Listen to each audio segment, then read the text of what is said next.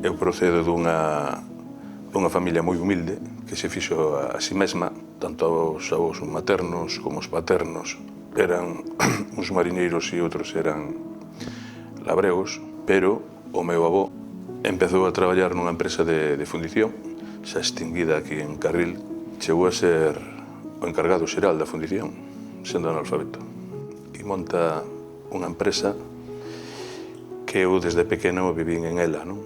Eu sempre digo a mesma broma de que a min de cativo, en vez de botarme cereal no leite, me botaban silicio, non?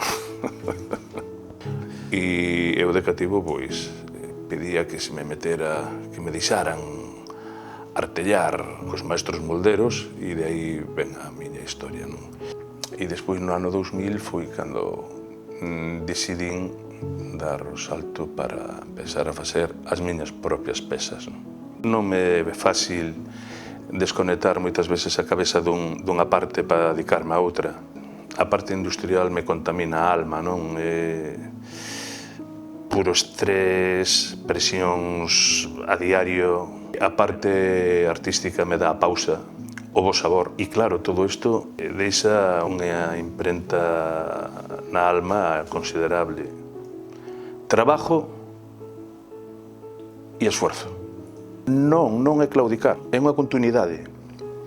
Eu convivo con as hernias de disco dende os 18 anos del esfuerzo e del trabajo, que non se puderon operar. Probablemente, me volvo a emocionar, a escultura, co paso dos anos, chegará un momento que me poña freno ela a mí, non eu a ela. Como son, e isto sí que me sale en galego, un espírito sin acougo, a salida será a parte plástica, donde no meu caso non deixa de ser a veces incluso unha propia escultura. Esforzo, Arousa, miña nai, e Caitz, meu fillo, a terra, unha espátula, a Ailín, para vivila intensamente.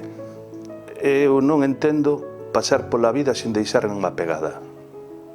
Obviamente buscando que sea boa, que sea positiva, non ser un cafre, non? A vida hai que poñer o pé e deixar a pegada. Tense que notar que ti andoveches por aí. Algo fixeches.